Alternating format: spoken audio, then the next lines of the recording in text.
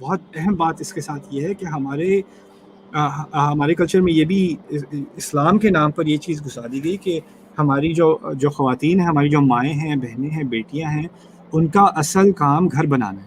اور میرا اس سے کہیں 100%، 1000% اتفاق ہے کہ جو کنٹریبیوشن عورت ذات کی، مخلوق کی، وہ گھر کے اندر ہے، مدرہڈ میں یا گھر کے امن بنانے میں، اور کسی اور کی نہیں ہے. لیکن اس کے ساتھ ساتھ اس کا مطلب یہ نہیں ہے کہ اس کی اعلیٰ تعلیم نہیں ہو سکتی اور اس کا ایک ڈگنیفائڈ کریئر نہیں ہو سکتا. اگر اس میں وہ پوٹینشیل ہے، وہ ہونا بھی چاہیے. اور یہ صحابہ کے ٹائم سے ہو رہا ہے. یہ اسلام کی تاریخ ہے. اسلام کی کئی عالمات جس کا ہم ذکر نہیں کرتے، انہوں نے تو حدیث کی بڑے جو ہمارے علماء ہیں، ان کی ٹیچرز میں عورتیں تھیں.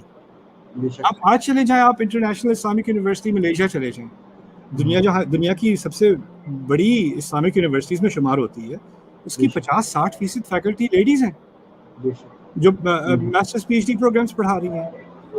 ہمارے ہاں بنا دیا ہے کہ اسلام اور یعنی سماجی زندگی دو الگ الگ چیزیں ہیں. عورتوں کو بالکل جو ہے، اگر واقعی انہوں نے پردے کو آبزرو کرنا ہے تو ان کا باہر کی کسی کنٹریبیوشن سے کوئی تعلق نہیں چاہیے. عورتوں کو انٹرپرینیورز ہونا ہے، پروفیشنلز ہونا ہے، ڈاکٹرز ہونا ہے، سائیکائٹرسٹ ہونا ہے، کاؤنسلرز ہونا ہے، ٹیچرز ہونا ہے، تقریباً لائرز ہونا ہے. ہر پروفیشن میں عورتوں کی ضرورت ہے، ایکچولی ہے. اور بہت ساری اسلامک سوسائٹیز ہیں جہاں ہم سے کہیں زیادہ اسلام آبزرو ہوتا ہے.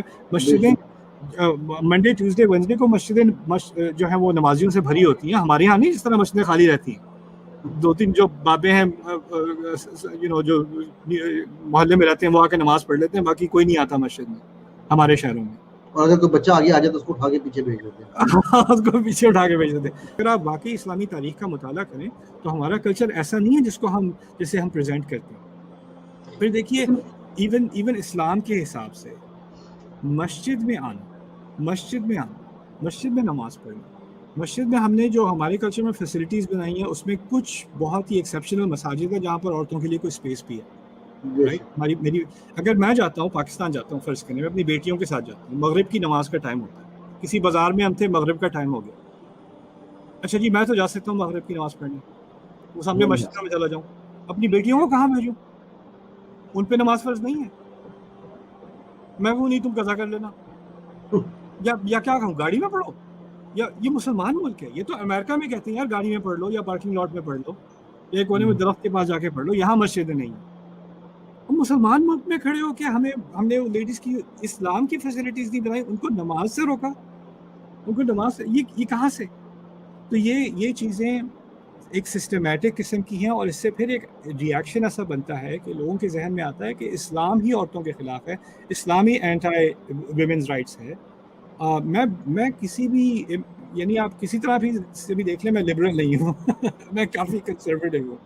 لیکن اسلام اور قرآن کو واقعی پڑھنے سے اور ہماری تاریخ کو پڑھنے سے اور احادیث کی مدونات پڑھنے سے اس کو واقعی اگر آپ نیوٹرل نظر سے دیکھیں اور پھر دیکھیں کہ ہمارے کلچر میں اسلام کے نام پہ کیا ہو رہا ہے اور کلچر کے نام پہ کیا ہو رہا ہے، تو ہم مجھے تو یہ حق بھی نہیں بنتا میں کسی غیر مسلم سے کہوں کہ تم لوگ اسلام کے خلاف الٹا سیدھا پروپیگنڈا کرتے ہو. ہم کم کر رہے ہیں، ہم نے کم کیا.